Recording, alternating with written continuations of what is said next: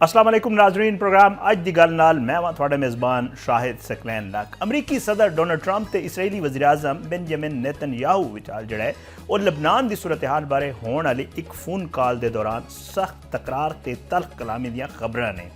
अमरीकी मीडिया के मुताबिक ट्रंप ने लबनान इसराइल की वधदी हुई जारहीत उत्ते गुस्से का इजहार किया है ते नेतन्याहू नाल निहायत सख्त जबान गल की है। अमरीकी न्यूज़ वैबसाइट एक्सियोस के मुताबिक इस मामले नाल वाकिफ अमरीकी हुकाम ने दस्सिया है कि सदर ट्रंप ने नेतन्याहू नाल फोन कॉल के दौरान लबनान इसराइली कार्रवाइयां उत्ते शदीद नाराज़गी का इजहार किया और बहुत ही सख्त अल्फाज का इस्तेमाल भी होया है।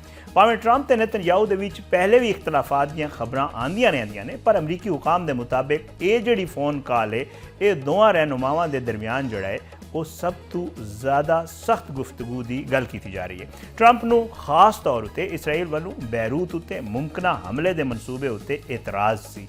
उन्होंने नेतन्याहू नूं खबरदार किया जे इसराइल लबनानी दारुल हुकूमत उत्ते हमला करदा है तो वह दुनिया होर भी ज़्यादा इकल्ला हो जाएगा और उसका साथ कोई नहीं देगा। एक्सियोस के मुताबिक सदर ट्रंप ने नेतन्याहू उत्ते जड़ा है वो बाकायदा तौर पर गुस्सा करते हुए उन्होंने कहा है कि तुसी पागल हो गए हो, ये तुसी की कर रहे हो। सदर ट्रंप ने इसराइली वज़ीर आज़म नूं उन्हां दे खिलाफ करप्शन के मुकदमिਆਂ का हवाला देंदे हुए कहा कि उन्होंने ही नेतन्याहू नूं जेल तो बचाया सी।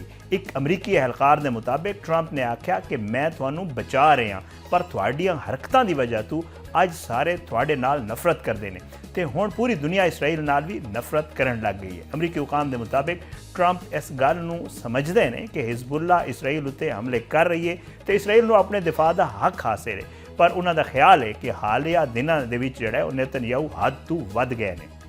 एक अमरीकी अहदेदार ने दस्सिया है कि ट्रंप ने लबनान शहरियों दी हलाकतों उत्ते भी तशवीश का इजहार किया। उन्हें सिर्फ एक कमांडर नूं निशाना बनाने लई पूरी इमारत ढा देने दे इसराइली तरीक़ाकार उत्ते भी सख्त नाराज़गी का इजहार किया। वैबसाइट के मुताबिक ट्रंप के गुस्से की बुनियादी वजह यह सी कि लबनान इसराइली कार्रवाइयां के बायस ईरान वालों अमरीका नाल जारी मुज़ाकरात खत्म करने की धमकी दे दी गई सी। ईरान पहले ही खबरदार कर चुका है कि जो सूरत हाल होर खराब हुई तो अमरीका नाल मुज़ाकरात तो असी पिछे हट जावांगे। अमरीकी हुकाम के मुताबिक ट्रंप की नाराज़गी की एक वड्डी वजह यह भी सी कि लबनान वधदी हुई कशीदगी ईरान नाल जारी मुज़ाकरात नूं नुकसान पहुँचा सकती है, क्योंकि ईरान ते जिहड़ा है अमरीका दे विचाल जिहड़े ज़ेर गौर मुमकिना मुआहदे लबनान लड़ाई खत्म करने की शिक भी शामिल है, जे करके जिहड़ा है ये मामला वाशिंगटन लई खास अहमियत रखता है। इस तल्ख फोन कॉल तो बाद सदर ट्रंप ने अपने social media platform truth social उत्ते एक पैगाम यह भी कहा कि ईरान नाल मुज़ाकरात तेज़ी नाल जारी ने। इसराइली अहदेदार एक ये दस रहे हैं कि जी इसराइल हुण बैरूत हिजबुल्ला के अहदाफ उत्ते हमले के मनसूबे तो पिछे हट गया है। ताहम इस कॉल तो बाद नेतन्याहू के दफ्तर वालों जो बयान जारी होया वो जो एक रस्मी जिहा बयान सी और उहदे दावा किया गया कि उन्होंने ट्रंप नूं साफ साफ दस दिता है कि जे हिजबुल्ला ने अपने हमले ना रोके तो इसराइल बैरूत उत्ते मजीद हमले शुरू कर देगा। दूजे पासे अक़वाम मुत्तहिदा की जनरल असैम्बली पाकिस्तान के मुस्तकिल मंदूब आसिम इफ्तिखार ने कहा है कि इसराइल के लबनान उत्ते हमले आलमी कवानीन की खुली खिलाफ वर्जी ने तो यह हमले खिते अमन दी कोशिशों को बुरी तरह मुतासर कर रहे हैं।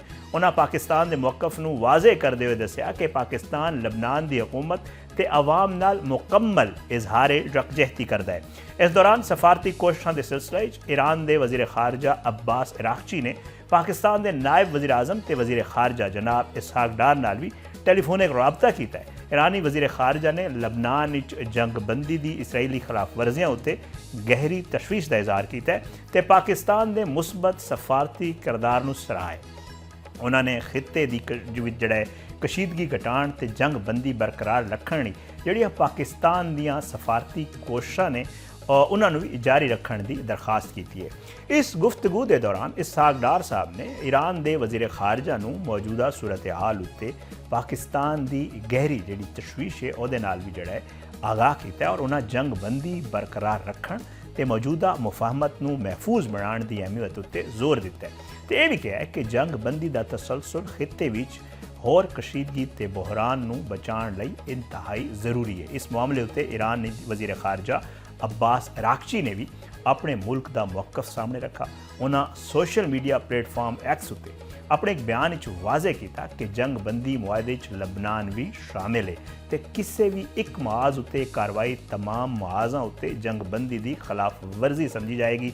ਉਹਨਾਂ ਖਬਰਦਾਰ ਕੀਤਾ ਕਿ ਜੰਗਬੰਦੀ ਦੀ ਖਿਲਾਫ ਵਰਜ਼ੀ ਦੇ ਨਤਾਇਜ ਦੀ ਜ਼ਿੰਮੇਦਾਰੀ ਅਮਰੀਕਾ ਤੇ ਇਸਰਾਈਲ ਉੱਤੇ ਆਇਦ ਹੋਏਗੀ। ਇਸ ਗੁਫ਼ਤਗੂ ਦੇ ਬਾਅਦ ਅਮਰੀਕੀ ਸਦਰ ਡੋਨਲਡ ਟਰੰਪ ਨੇ ਮੀਡੀਆ ਦੇ ਸਾਹਮਣੇ ਇੱਕ ਮੁਖਤਲਿਫ ਤੇ ਪੁਰ ਉਮੀਦ ਬਿਆਨ ਜਿਹੜਾ ਹੈ ਉਹ ਜਾਰੀ ਕੀਤਾ ਔਰ ਉਹਨਾਂ ਨੇ ਇਹ ਕਿਹਾ ਕਿ ਨੇਤਨਯਾਹੂ ਨਾਲ ਬੜੀ ਮੁਸਬਤ ਗੱਲਬਾਤ ਹੋਈ ਹੈ। ਹੁਣ ਕੋਈ ਵੀ ਫੌਜ ਬੈਰੂਤ ਨਹੀਂ ਜਾ ਰਹੀ ਤੇ ਜਿਹੜੇ ਫੌਜੀ ਜਾ ਰਹੇ ਨੇ ਰਸਤੇ 'ਚ ਸਨ ਉਹਨਾਂ ਨੂੰ ਵੀ ਅਸੀਂ ਵਾਪਸ ਭਿਜਵਾ ਰਹੇ ਹਾਂ। ਉਹਨਾਂ ਇਹ ਕਿਹਾ ਕਿ ਮੈਂ ਆਪਣੇ ਨੁਮਾਇੰਦਿਆਂ ਦੇ ਜ਼ਰੀਏ ਹਿਜ਼ਬੁੱਲਾ ਨਾਲ ਵੀ ਬੜੀ ਅੱਛੀ ਗੁਫ਼ਤਗੂ ਕੀਤੀ ਹੈ ਔਰ ਹਿਜ਼ਬੁੱਲਾ ਦੀ ਵੀ ਮੁਕੰਮਲ ਫਾਇਰਬੰਦੀ ਉੱਤੇ ਹਿਜ਼ਬੁੱਲਾ ਵੀ ਜਿਹੜਾ ਹੈ ਉਹ ਰਾਜ਼ੀ ਹੋ ਗਈ ਹੈ। ਹੁਣ ਨਾ ਇਸਰਾਈਲ ਉਹਨਾਂ ਤੇ ਹਮਲਾ ਕਰੇਗਾ ਤੇ ਨਾ ਉਹ ਇਸਰਾਈਲ ਤੇ। ਇਹ ਕਹਿਣਾ ਸੀ ਸਦਰ ਟਰੰਪ ਦਾ। ਅਮਰੀਕਾ ਤੇ ਈਰਾਨ ਦੇ ਦਰਮਿਆਨ ਜਿਹੜੇ ਮੁਜ਼ਾਕਰਾਤ ਬਾਰੇ ਜਾਰੀ ਕੋਸ਼ਿਸ਼ਾਂ ਦੇ ਦੌਰਾਨ ਇਹ ਗੱਲ ਵੀ ਸਾਹਮਣੇ ਆਈ ਹੈ ਕਿ ਈਰਾਨ ਆਪਣੇ ਮੁਲਕ ਵਿੱਚ ਵਧਦੇ ਹੋਏ ਮਾਸ਼ੀ ਦਬਾਅ ਨੂੰ ਘਟਾਉਣ ਤੇ ਅੰਦਰੂਨੀ ਹਾਲਾਤ ਨੂੰ ਮੁਸਤਹਕਮ ਕਰਨ ਲਈ ਅਮਰੀਕਾ ਨਾਲ ਇੱਕ ਅਬੂਰੀ ਮੁਆਹਦੇ ਦੇ ਇਮਕਾਨਾਤ ਉੱਤੇ ਗੌਰ ਕਰ ਰਿਹਾ ਹੈ। ਇਸ ਸਫਾਰਤੀ ਪੇਸ਼ਰਫਤ ਦਾ ਬੁਨਿਆਦੀ ਮਕਸਦ ਇਹ ਹੈ ਕਿ ਜੋਹਰੀ ਪ੍ਰੋਗਰਾਮ ਬਾਰੇ ਕਿਸੇ ਹਤਮੀ ਤੇ ਵੱਡੀ ਰਿਆਇਤ ਤੋਂ ਬਚਦੇ ਹੋਏ ਵਕਤ ਹਾਸਿਲ ਕੀਤਾ ਜਾਵੇ, ਮਾਲੀ ਰਿਲੀਫ ਮਿਲੇ ਤੇ ਦਰਪੇਸ਼ ਮੁਆਸ਼ੀ ਖਤਰਾਤ ਉੱਤੇ ਫੌਰੀ ਜਿਹੜਾ ਹੈ ਉਹ ਕਾਬੂ ਪਾਤਾ ਜਾਵੇ। ਖਬਰ ਅਸਾਂ ਅਦਾਰਾ ਰਾਇਟਰਸ ਇਹ ਕਹਿ ਰਿਹਾ ਹੈ ਕਿ ਜੀ ਮੁਜ਼ਾਕਰਾਤ ਨਾਲ ਵਾਕਿਫ ਜ਼ਰਾਏ ਦੱਸ ਰਹੇ ਨੇ ਕਿ ਈਰਾਨ ਦੀ ਹਕਮਤ ਅਮਲੀ ਇਹ ਹੈ ਕਿ ਵਕਤੀ ਤੌਰ ਉੱਤੇ ਦਬਾਅ ਬਰਦਾਸ਼ਤ ਕੀਤਾ ਜਾਵੇ, ਕਿਸੇ ਨਾਕਾਬਿਲੇ ਵਾਪਸੀ ਫੈਸਲੇ ਤੋਂ ਗੁਰੇਜ਼ ਕੀਤਾ ਜਾਵੇ ਤੇ ਆਪਣੇ ਬੁਨਿਆਦੀ ਮੌਕਫ ਤੋਂ ਪਿੱਛੇ ਹਟੇ ਬਗੈਰ ਮੁਜ਼ਾਕਰਾਤ ਨੂੰ ਜਾਰੀ ਰੱਖਿਆ ਜਾਵੇ। ਈਰਾਨੀ ਹੁਕਾਮ ਇਸ ਮਹਿਦੂਦ ਮੁਆਹਦੇ ਨੂੰ ਇੱਕ ਐਸੇ ਰਸਤੇ ਦੇ ਤੌਰ ਉੱਤੇ ਵੇਖ ਰਹੇ ਨੇ ਜਿੱਥੋਂ ਸਭ ਤੋਂ ਮੁਤਨਾਜ਼ਾ ਮਸਾਇਲ ਨੂੰ ਛੇੜੇ ਬਗੈਰ ਵੀ ਮਾਲੀ ਫਾਇਦੇ ਹਾਸਿਲ ਕੀਤੇ ਜਾ ਸਕਦੇ ਨੇ। ਜ਼ਰਾ ਦੇ ਮੁਤਾबिक ਤਹਿਰਾਨ ਦੀ ਕੋਸ਼ਿਸ਼ ਹੈ ਕਿ ਫਿਲਹਾਲ ਇੱਕ ਆਰਜ਼ੀ ਮੁਆਹਦਾ ਹੋ ਜਾਵੇ ਜਿਸ ਦੇ ਜ਼ਰੀਏ ਉਹਨਾਂ ਨੂੰ ਮਾਸ਼ੀ ਪਾਬੰਦੀਆਂ ਵਿੱਚ ਕੁਝ ਨਰਮੀ ਮਿਲੇ, ਬਰਾਮਦਾਤ ਦੇ ਰਸਤੇ ਖੁੱਲਣ ਤੇ ਫੌਰੀ ਮਾਸ਼ੀ ਮੁਸ਼ਕਲਾਤ ਵਿੱਚ ਕਮੀ ਆ ਜਾਵੇ। ਇਹ ਪੇਸ਼ਰਫਤ ਇਸ ਵਕਤ ਸਾਹਮਣੇ ਆਈ ਹੈ ਜਦੋਂ ਪਾਕਿਸਤਾਨ ਦੀ ਸਾਲਸੀ ਨਾਲ ਦੋਵਾਂ ਮੁਲਕਾਂ ਦੇ ਵਿੱਚ ਹੋਣ ਵਾਲੀ ਜੰਗਬੰਦੀ ਤੋਂ ਬਾਅਦ ਹਾਲੀਆ ਦਿਨਾਂ ਵਿੱਚ ਜਿਹੜਾ ਫਰੀਕੈਨ ਦੇ ਵਿੱਚ ਦੁਬਾਰਾ ਝੜਪਾਂ ਦੇ ਬਾਇਸ ਮਸ਼ਰਕ ਵਸਤਾ ਵਿੱਚ ਕਸ਼ੀਦਗੀ ਦੁਬਾਰਾ ਵਧਣ ਦੀ ਸੂਰਤ ਹਾਲ ਪੈਦਾ ਹੋ ਗਈ ਹੈ। ਰਿਪੋਰਟ ਇਹ ਵੀ ਦੱਸ ਰਹੀ ਹੈ ਕਿ ਤਹਿਰਾਨ ਵੀ ਇਸ ਇਬਤਦਾਈ ਮੁਆਹਦੇ ਵਿੱਚ ਦਿਲਚਸਪੀ ਸਭ ਤੋਂ ਵੱਡੀ ਵਜ੍ਹਾ ਕਲੀਲ ਮੁੱਦਤੀ ਫਾਇਦੇ ਹਾਸਿਲ ਕਰਨਾ ਹੈ। ਰਵਾਂ ਸਾਲ ਜਨਵਰੀ ਵਿੱਚ ਮੁਆਸ਼ੀ ਮਸਲਿਆਂ ਦੇ ਖਿਲਾਫ ਹੋਣ ਵਾਲੇ ਮੁਲਕ ਗਿਰ ਮੁਜ਼ਾਹਰਾ ਤੇ ਉਹਨਾਂ ਦੇ ਖਿਲਾਫ ਕਾਰਵਾਈਆਂ ਦੇ ਦੌਰਾਨ ਹਜ਼ਾਰਾਂ ਹਲਾਕਤਾਂ ਦੀਆਂ ਰਿਪੋਰਟਾਂ ਵੀ ਸਾਹਮਣੇ ਤੁਹਾਨੂੰ ਪਤਾ ਹੈ ਕਿ ਈਰਾਨ ਵਿੱਚ ਆਈਆਂ ਸਨ। ਫੌਰੀ ਮਾਲੀ ਰਿਲੀਫ ਨਾਲ ਈਰਾਨੀ ਹਕੂਮਤ ਨੂੰ ਉਮੀਦ ਹੈ ਕਿ ਮਈਸ਼ਤ ਦਾ ਪਹੀਆ ਰਵਾਂ ਰਹੇਗਾ ਤੇ ਆਵਾਮ ਵਿੱਚ ਮੌਜੂਦ ਬੇਚੈਨੀ ਦੁਬਾਰਾ ਜ਼ੋਰ ਨਹੀਂ ਪਕੜੇਗੀ। ਰਿਪੋਰਟ ਵਿੱਚ ਇਹ ਵੀ ਦੱਸਿਆ ਗਿਆ ਕਿ ਈਰਾਨ ਚਾਹੁੰਦਾ ਹੈ ਕਿ ਆਰਜ਼ੀ ਮੁਆਹਦੇ ਦੇ ਜ਼ਰੀਏ ਉਹ ਆਪਣੀ ਹਸਾਸ ਜੋਹਰੀ ਸਰਗਰਮੀਆਂ ਰੋਕੇ ਬਗੈਰ ਅਸਕਰੀ ਤੇ ਮੁਆਸ਼ੀ ਦਬਾਅ ਘਟਾ ਸਕੇ। तमाम ਮੁਆਜ਼ਾਂ ਬਸ਼ਮੂਲ ਲਬਨਾਨ ਉੱਤੇ ਜਾਰੀ ਜੰਗ ਖਤਮ ਹੋਵੇ, ਉਹਨਾਂ ਅਰਬਾਂ ਡਾਲਰ ਦੀ ਤੇਲ ਦੀ ਆਮਦਨੀ ਤੱਕ ਰਸਾਈ ਮਿਲੇ, ਉਹਨਾਂ ਨੂੰ ਖਾਮ ਤੇਲ ਦੀ ਬਰਾਮਦ ਉੱਤੇ ਨਰਮੀ ਦਿੱਤੀ ਜਾਵੇ, ਅਮਰੀਕੀ ਬਹਿਰੀ ਨਾਕਾਬੰਦੀ ਖਤਮ ਹੋਵੇ ਤੇ ਆਬਨਾਏ ਹੁਰਮਜ਼ ਉੱਤੇ ਉਹਨਾਂ ਦਾ ਕੰਟਰੋਲ ਬਰਕਰਾਰ ਰਹੇ। ਮਾਹਿਰੀਨ ਇਹ ਦੱਸ ਰਹੇ ਨੇ ਕਿ ਆਬਨਾਏ ਹੁਰਮਜ਼ ਈਰਾਨ ਲਈ ਸਭ ਤੋਂ ਅਹਿਮ ਤਜ਼ਵੀਰਾਤੀ ਅਸਾਸਾ ਸਾਬਿਤ ਹੋਈ ਹੈ।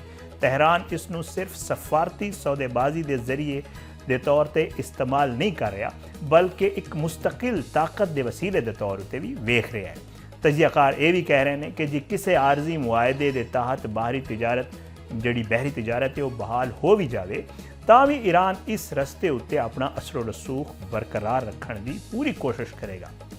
ਮਾਹਿਰੀਨ ਦਾ ਇਹ ਵੀ ਕਹਿਣਾ ਹੈ ਕਿ ਆਰਜ਼ੀ ਮੁਆਹਦਾ ਨਾ ਸਿਰਫ ਈਰਾਨ ਦਾ ਮੁਆਸ਼ੀ ਦਬਾਅ ਘਟਾ ਸਕਦਾ ਹੈ ਬਲਕਿ ਹਕੂਮਤੀ ਨਿਜ਼ਾਮ ਦੀ ਮਜਮੂਈ ਬਕਾ ਤੇ ਇਸਤਹਕਾਮ ਲਈ ਵੀ ਮਦਦਗਾਰ ਸਾबित ਹੋ ਸਕਦਾ ਹੈ। ਤਾਹਮ ਇਹ ਸਭ ਕੁਝ ਵਕਤੀ ਨੌਈਅਤੀ ਦਾ ਹੀ ਹੋਏਗਾ।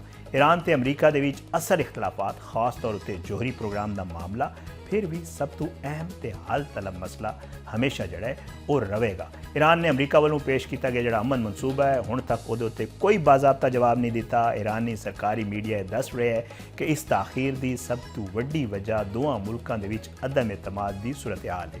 ਰਿਪੋਰਟਸ ਦੇ ਮੁਤਾबिक ਅਮਰੀਕਾ ਨੇ ਇੱਕ ਫਰੇਮਵਰਕ ਮੁਆਹਦਾ ਪੇਸ਼ ਕੀਤਾ ਹੈ ਜਿਸ ਦਾ ਮਕਸਦ ਜਾਰੀ ਕਸ਼ੀਦਗੀ ਦਾ ਖਾਤਮਾ ਤੇ ਅਬਨਾਏ ਹੁਰਮਜ਼ ਦੀ ਬੰਦਿਸ਼ ਵਰਗੇ ਹਸਾਸ ਮਸਾਇਲ ਦਾ ਹੱਲ ਕੱਢਣਾ ਹੈ। ईरानी खबर असा एजेंसी महर नाल वबस्ता एक नामालूम जरिए ने दस्सिया है कि तहरान इस मुजावजा जड़ा मुआहदा है उहदे हतमी मतन उत्ते मुशावरत जारी है तो फैसला इंतहाई मोहतात अंदाज किया जा रहा है। ईरानी हुकाम का मौकफ है कि माजी अमरीका वालों मुआहदियां की खिलाफ वर्जी तो मुज़ाकरात के दौरान कार्रवाइयां के तजर्बात की वजह तो एतमाद का शदीद फुकदान है और जड़ा इस लाई इस बार भी किसी भी मुआहदे तो पहले ठोस ते अमली फायदे की जमानत जरूरी है।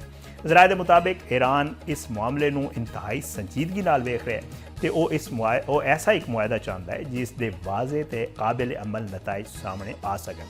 दूजे पासे अमरीकी सदर डोनाल्ड ट्रंप ने आख्या है कि अगले एक हफ्ते दे विच जेह्ड़ा है वो ईरान नाल मुआहदा तय पा जाएगा। सदर ट्रंप का कहना सी कि ईरान नाल मुआहदे के तहत जंगबंदी तोसी की जाएगी तो अपना हुरमज़ दोबारा बहरी आमदरफ्त लई खोल दी जाएगी। ये सारे मामला चल रहे हैं और हिजबुल्ला ते इसराइल ने जड़ा ये लेटेस्ट डिवेलपमेंट जी हुई वो दसिया जा रहा है कि अमरीकी तजवीज़ के तहत जुजवी जंगबंदी उत्ते इतफाक कर लिया है। वाशिंगटन लबनानी सफारतखाने के मुताबिक हिजबुल्ला इसराइल उत्ते हमले रोक देगी जदों कि इसराइल बैरूत के जनूबी मजाफाती इलाके उत्ते फजाई हमले बंद करेगा।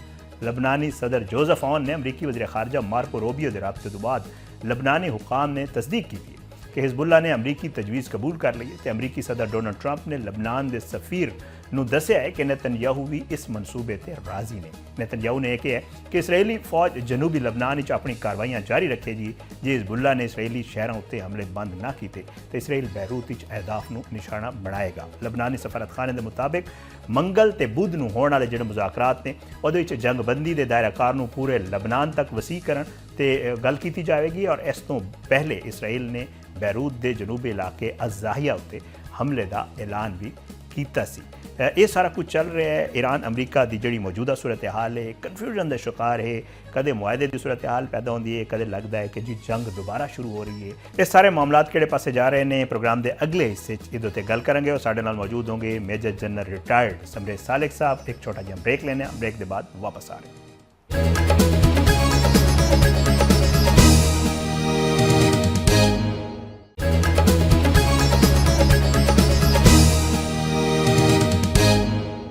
वेलकम बैक नाजरीन। प्रोग्राम दे इस गल करने ईरान अमरीका मौजूदा सूरत हाल के हवाले और साढ़े नाल मौजूद ने major general retired Samrez Salik साहब। बहुत बहुत शुक्रिया समरेश सालिक साहब, तुसीं प्रोग्राम में शिरकत की। सब तो पहला तो ये दस दो कि कन्फ्यूजन की सूरत हाल है, समझ नहीं लग रही, जंग हो रही है, मुज़ाकरात हो रहे हैं, मुआहदा हो रहा है, नहीं हो रहा, और स्पेशली जो सदर डोनाल्ड ट्रंप ने स्टेटमेंट ने वही कन्फ्यूजन पैदा कर रहे हैं। तो क्या लग रहा है कि जी ये जी गैर यकीनी की सूरत हाल है ये कदों तक रह सकती? सब तो पहले तुहाडा शुक्रिया तुसां मैनूं अपने प्रोग्राम च मदऊ कीता। देखो कुछ हकीकतां ऐसियां होंदियां ने जेड़ा कुछ मतलब एक इंसान भी उहदे वास्ते मुश्किल होंदा है उन्होंने एक्सेप्ट करना और किसी बड़ी ताकत वास्ते भी मुश्किल होंदा है उस हकीकत को एक्सेप्ट करना। हकीकत यह है कि अमेरिका जोड़ा उदा एक उदा जवाल जोड़ा ऑलरेडी शुरू है। सही। अमेरिका जोड़ा हर मतलब डोमेन जोड़ा पिछे जा रहा है। ये जी हकीकत है ये प्रेजिडेंट ट्रंप और उन्होंने एडमिनिस्ट्रेशन वास्ते है इनू कबूल करना, इनू समझना बहुत मुश्किल है। और फिर वो फिलहाल भी इस वक्त नशे जोड़ा ताकत का नशा उहदे च ने। इस वजह तो तुम देख रहे हो कि एक काविश उन्हें की ईरान ते उन्हें दूसरी दफा चढ़ाई की लेकिन कामयाबी नहीं हुई। जो कुछ वो हासिल करना चाहते सी जंग के थ्रू वो नहीं हासिल कर सके। उस तो बाद दो ही रास्ते ने, या तो यह है कि वो शिकस्त तस्लीम कर लैन जोड़ा कि मुमकिन नहीं है कि इतनी बड़ी ताकत super power of the world और वो शिकस्त तस्लीम कर ले एक छोटे मुल्क के हाथों जी। दूसरा यह है कि जोड़ा तुहानू नज़र आ रहा है कि कन्फ्यूजन कदे कुछ सुबह अमन वास्ते तैयार हाँ तो शाम को जंग वास्ते तैयार हाँ, उससे अगले दिन दोबारा अमन वास्ते तैयार हाँ। तो इस तरह का एक सिलसिला जारी है। सही। इस तो अलावा तुम ये भी अपने जेहन च रखो कि प्रेजिडेंट ट्रंप की जी परसनैलिटी है वो इस तरह की है कि वो मतलब प्रेडिक्टेबल नहीं है। उन्हें तुम ये नहीं कह सकते कि हर वक्त एक तरह की गल करें। एक दफ़ा वो कहते हैं कि मैं लीडरशिप सारी उड़ा दी है ईरान की, फिर उन्होंने ही बह के गलबात करते रहे, फिर कहते हैं मैं जी नेवी है ईरान की डुबो दी है, फिर वही नेवी उन्होंने वास्ते मसला क्रिएट करना शुरू कर दी। हूँ वो कह रहे हैं कि मनु नहीं पता ईरान जोड़ा वो ख़त्म करना चाहता तो करे, मनु कोई इसकी फिक्र नहीं है। लेकिन हकीकत इस तरह नहीं है। हकीकत वो भी चाहते हैं कि जंग ख़त्म हो। और एक और पहलू जोड़ा कि उन्होंने वास्ते परेशान कौन है कि इसराइल उन्होंने बहुत ज़्यादा नहीं सुन रहा। जब कि प्रेजिडेंट ट्रंप ने कहा कि इसराइल जोड़ा मतलब जंग बंदी करवाई और हिजबुल्ला नाल खुद राबते किए और अज देख रहे हैं खबर कि जी इसराइल ने बहुत सख्त अटैक्स किए ने लेबनान के अंदर। ਇਸ ਤਰ੍ਹਾਂ ਵਾਸਤੇ ਇੱਕ ਕਨਫਿਊਜ਼ਡ ਇਨਵਾਇਰਨਮੈਂਟ ਚੱਲ ਰਹੀ ਹੈ ਜਿਹਦਾ ਕੁਝ ਪਤਾ ਨਹੀਂ ਚੱਲ ਰਿਹਾ ਕਿ ਅੱਗੋਂ ਕਿਸ ਸਾਈਡ ਤੇ ਜਾਏਗੀ। बिल्कुल एक खबर भी है अपना समरे सालिक साहब के जी एक टेलीफोन कॉल हुई है सदर ट्रंप और नेतन्याहू के दरमियान तकरार हुई है। सदर ट्रंप ने गुस्से का इजहार किया है, कुछ गल्लां बातां भी कीतियां ने नेतन्याहू नूं। के लग रहा है कि जिहड़ी मौजूदा सूरत हाल है लबनान नूं लेके स्पेशल, क्या सदर ट्रंप जिहड़ा है वो नेतन्याहू नूं इस गल ते राज़ी कर पाएंगे कि ठीक है जी मुआहदा होण दिओ, जिहड़ी जंग बंदी है वो कर दिओ, या तुसीं मजीद हमले ना करो, ऐसा कुछ सदर ट्रंप कर पाएंगे? ਦੇਖੋ ਜਿਸ ਤਰ੍ਹਾਂ ਅਸੀਂ ਪੰਜਾਬੀ 'ਚ ਕਹਿੰਦੇ ਆ ਕਿ ਇਜ਼ਰਾਈਲ ਕੋਲ ਕੋਈ ਤਾਂ ਗਿੱਦੜ ਸੰਗੀ ਹੈ। ਆਮ ਜਿਹੜਾ ਤਾਸਰ ਉਹ ਇਹ ਹੈ ਕਿ ਉਹਦੇ ਕੋਲ ਐਪਸਟੀਨ ਫਾਈਲਸ ਨੇ, ਔਰ ਜਿਹੜਾ ਐਪਸਟੀਨ ਸੀ ਉਹ ਇਜ਼ਰਾਈਲ ਦਾ ਹੀ ਏਜੰਟ ਸੀ, ਇਜ਼ਰਾਈਲ ਦੇ ਬਿਹਾਫ ਤੇ ਕੰਮ ਕਰ ਰਿਹਾ ਸੀ। ਉਹਨਾਂ ਬਹੁਤ ਆਲਾ ਦਰਜੇ ਦੀ ਜਿਹੜੀ ਸ਼ਖਸੀਅਤ ਸਨ ਦੁਨੀਆ ਦੀ, ਉਹਨਾਂ ਨੂੰ ਵਰਗਲਾ ਕੇ ਆਪਣੇ ਸਕੈਂਡਲ 'ਚ ਇਨਵੋਲਵ ਕੀਤਾ। लेकिन यह है कि कुछ ना कुछ तो ऐसी चीज़ है कि जिहदी वजह तू बजाय इसके कि इजराइल अमेरिका का पिट्ठू होए, ऐसा लग रहा है कि अमेरिका इजराइल का पिट्ठू बन चुका है। और प्रेजिडेंट ट्रंप जिहड़े ना वो कुछ नहीं कर पा रहे उसदी मंशा के अगेंस्ट, जिहड़ा कि एज अ सुपर पावर उन्होंने करना चाहिए। 2025 में जिहड़े जंग हुई तो उस वक्त भी प्रेजिडेंट ट्रंप नूं बहुत फाउल लैंग्वेज यूज़ करनी पई इसराइल के खिलाफ। ਹੁਣ ਵੀ ਪ੍ਰੈਜ਼ੀਡੈਂਟ ਟਰੰਪ ਨੇ ਬਹੁਤ ਮਤਲਬ ਅਸਾਂ ਸੁਣਿਆ ਕਿ ਫੋਨ ਤੇ ਇਹਨਾਂ ਦੀ ਦੋਵਾਂ ਦੀ ਗੱਲਬਾਤ ਹੋਈ ਤੇ ਉਹਦੇ 'ਚ ਕਾਫੀ ਇਹਨਾਂ ਦਾ ਤਕਰਾਰ ਹੋਇਆ। ਉਹ ਸਾਰੀ ਚੀਜ਼ਾਂ ਦੇਖਦੇ ਆ ਇਹ ਸਮਝ ਇਹ ਹੀ ਆਉਂਦੀ ਹੈ ਕਿ ਕੋਈ ਨਾ ਕੋਈ ਗਿੱਦੜ ਸਿੰਘੀ ਇਜ਼ਰਾਈਲ ਕੋਲ ਹੈ ਜਿਹਦੀ ਵਜ੍ਹਾ ਤੋਂ ਇਜ਼ਰਾਈਲ ਜਿਹੜੀ ਆਪਣੀ ਗੱਲਾਂ ਮਨਵਾ ਰਿਹਾ। ਹੁਣ ਅਮਰੀਕਾ ਜ਼ਾਹਿਰ ਹੈ ਇੱਕ ਡਿਸਟੈਂਟ ਪਾਵਰ ਹੈ, ਇਜ਼ਰਾਈਲ ਇਸੇ ਖਿੱਤੇ 'ਚ ਮੌਜੂਦ ਹੈ। ਉਹ ਆਪਣੇ ਕੁਝ ਅਹਿਦਾਫ ਅਚੀਵ ਕਰਨਾ ਚਾਹੁੰਦਾ ਹੈ, ਆਪਣੀ ਸਿਕਿਉਰਿਟੀ ਨੂੰ बढ़ाना ਚਾਹੁੰਦਾ ਹੈ। ਔਰ ਅਮਰੀਕਾ ਜਿਹੜਾ ਉਹ ਜ਼ਾਹਿਰ ਹੈ ਉਹਨਾਂ ਜੰਗ ਸ਼ਾਮਲ ਹੋ ਕੇ ਉਹਦੇ ਨਾਲ ਕੋਆਪਰੇਟ ਤਾਂ ਕੀਤਾ, ਲੇਕਿਨ ਅਮਰੀਕਾ ਨੇ ਆਪਣੇ ਆਪ ਨੂੰ ਫਸਾ ਲਿਆ ਔਰ ਦੁਨੀਆ ਨੂੰ ਫਸਾ ਲਿਆ।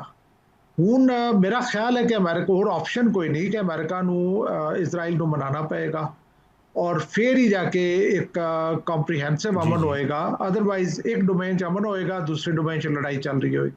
ਸਮਰੇ ਸਾਲੇ ਸਾਹਿਬ ਠੀਕ ਹੈ, ਇਹ ਕੋਈ ਮਾਮਲਾ ਅੱਜ ਦਾ ਨਹੀਂ, ਦਹਾਈਆਂ ਦਾ ਮਾਮਲਾ ਹੈ ਔਰ ਇਹਦੇ ਵਿੱਚ ਕੋਈ ਸ਼ੱਕ ਨਹੀਂ ਕਿ ਜਿਹੜੀ ਡੀਲ ਹੁੰਦੀ ਹੈ ਉਹਦੇ 'ਤੇ ਟਾਈਮ ਵੀ ਲੱਗਦਾ ਹੁੰਦਾ। तो क्या लग रहा है कि जी कोई ऐसी भी सूरत हाल पैदा हो सकती है इस सारी सिचुएशन के दरमियान कि ये जंग दोबारा शुरू हो जाए, ईरान अमरीका एक दूजे के उत्ते दोबारा हमले शुरू कर दें, ऐसी कोई सूरत हाल पैदा हो सकती? देखो मैं इसनूं रूल आउट तो नहीं कर सकांगा, लेकिन काफ़ी हद तक मैं कह सकता कि उसके चांसेस बहुत घट ने।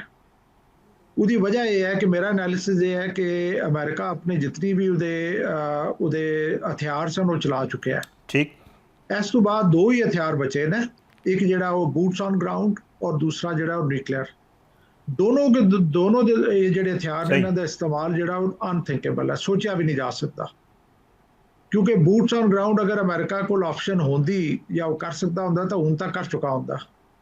मतलब एक super power straight of Hormuz नूं खलवाने वास्ते बिल्कुल बेबस हो गया। कदे वो UN की मिन्नत कर रहा है जिन्होंने उन्हें पहले ही अपनी जूते की नोक पर लिखिया सी, कदे वो चीन की मिन्नत कर रहा है, कदे वो रशिया की मिन्नत कर रहा है, कदे वो अपने जिहड़े आवारी ने उन्होंने मिन्नत कर रहा है कि मेरी मदद करो स्ट्रेट ऑफ हुर्मुज़ खलवा रहे, लेकिन कोई उन्होंने खातर खा उहदे च कामयाबी नहीं हुई। हुण इस तो बाद अगर असीं सोचीए कि जंग शुरू होंदी है, दोबारा शुरू हो जाती, तो क्या कर लैणगे? मतलब जो कुछ उन्होंने पहला किया है और अपने अहदाफ हासिल नहीं किए, हुण भी रिजल्ट वही होएगा, तो फायदा क्या है? या तो कोई ऐसा काम करन कि जिहदे जिहड़ा वो एक मतलब है जिहड़े पिछली जंग च अगर वो अहदाफ नहीं हासिल कर सके तो इस दफ़ा कर लैन, लेकिन तो वो तो होंदा नज़र नहीं आ रहा। तो मेरे नज़दीक ये डराना धमकाना इस तरह की कार्रवाइयाँ चलदियां रहनगियां। इसे प्रोसेस इजराइल अपना जिहड़ा उल्लू सीधा करने की कोशिश करेगा और कर रहा है और बाकी अल्टीमेटली ना कोई जिहड़ी मुज़ाकरात दी टेबल ते आना ही आना, इस तो अलावा ऑप्शन कोई नहीं। समरे सालिक साहब नाल ही रहना, एक छोटा जिहा ब्रेक लेना, ब्रेक के बाद ईरान अमरीका मामले दे उत्ते कुछ मजीद गल करांगे।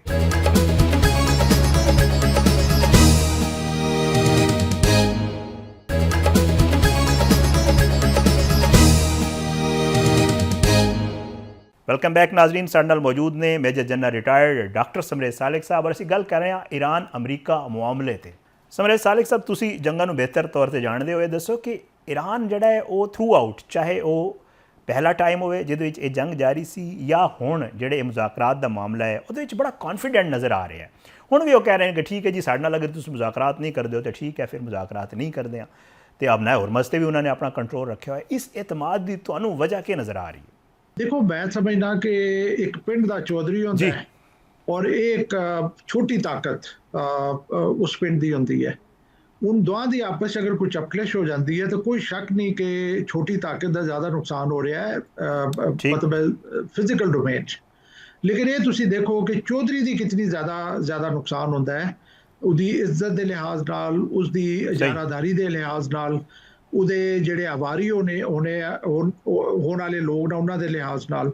ਤੇ ਜਿਹੜਾ ਈਰਾਨ ਦਾ ਨੁਕਸਾਨ ਕੋਈ ਸ਼ੱਕ ਨਹੀਂ, ਕਿਉਂਕਿ ਜ਼ਾਹਿਰ ਹੈ ਇੱਕ ਛੋਟਾ ਮੁਲਕ ਹੈ, ਉਹਦਾ ਉਹ ਦਫਾ ਨਹੀਂ ਸੀ, ਉਹਦੇ ਕੋਲ ਨਾ 에ਅਰ ਫੋਰਸ ਹੈ ਨਾ ਨੇਵੀ ਹੈ, ਕੋਈ ਸ਼ੱਕ ਨਹੀਂ ਕਿ ਈਰਾਨ ਦਾ ਨੁਕਸਾਨ ਹੋਇਆ ਹੈ।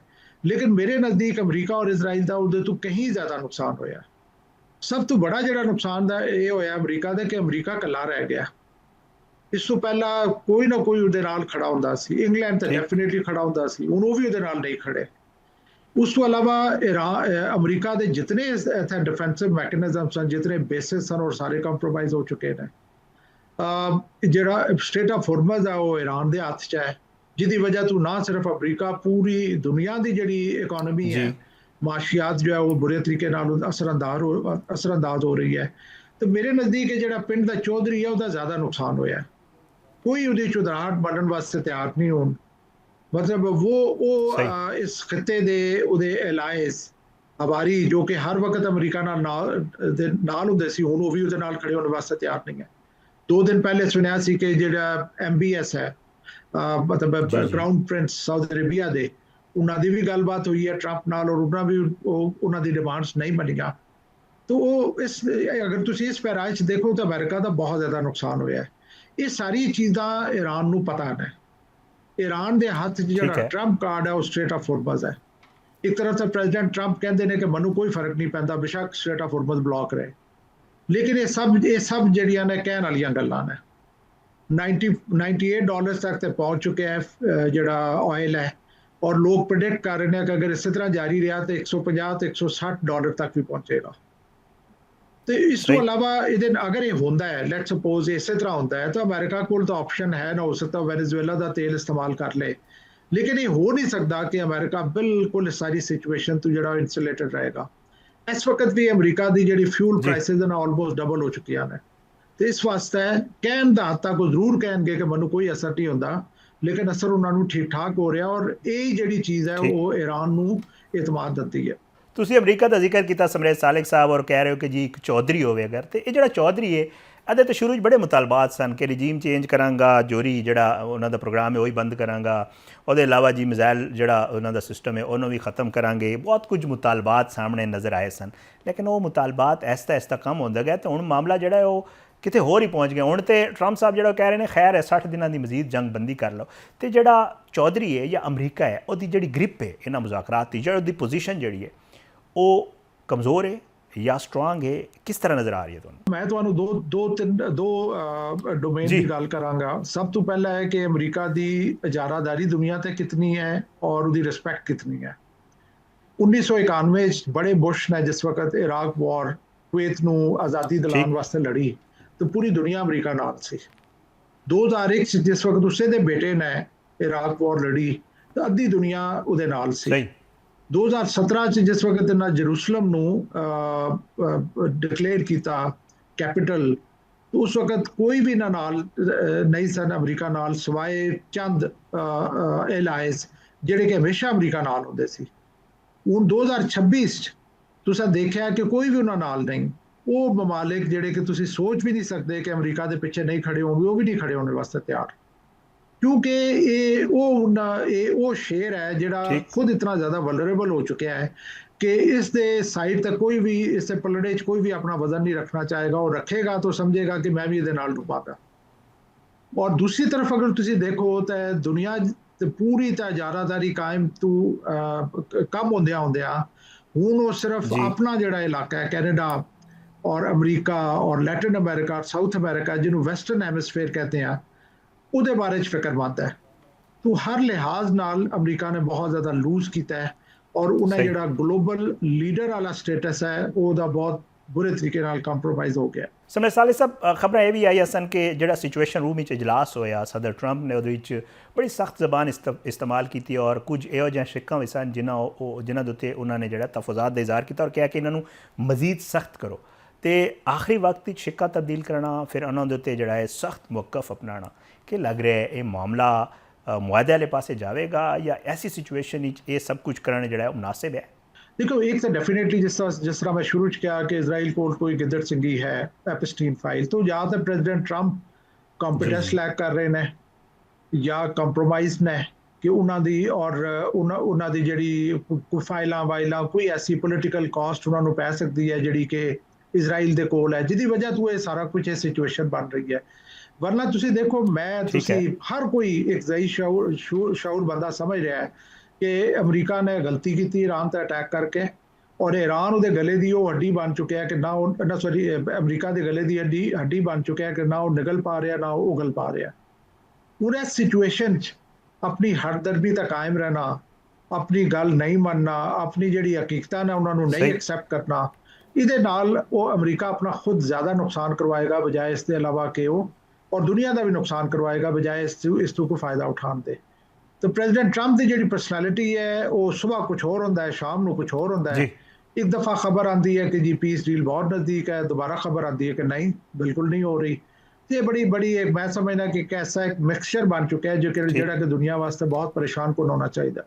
बहुत बहुत शुक्रिया समरेश सारिक साहब, तुसीं प्रोग्राम में शिरकत की थी। नाजरीन एक छोटा जिहा ब्रेक लेना, ब्रेक के बाद वापस आवांगे तो कुछ मजीद मामला ते गल करांगे।